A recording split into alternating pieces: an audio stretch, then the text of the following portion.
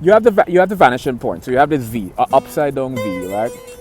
And the point of the horizon, basically, any object at the point of the horizon becomes relatively smaller, regardless of if that object far away is bigger than the object close to you.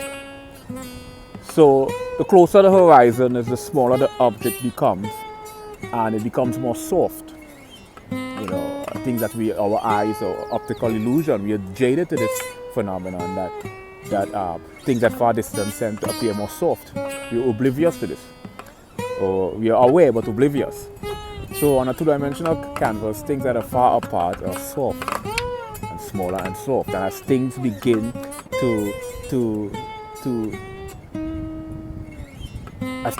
to follow this upside down V and then extend towards you, it becomes bigger and brighter.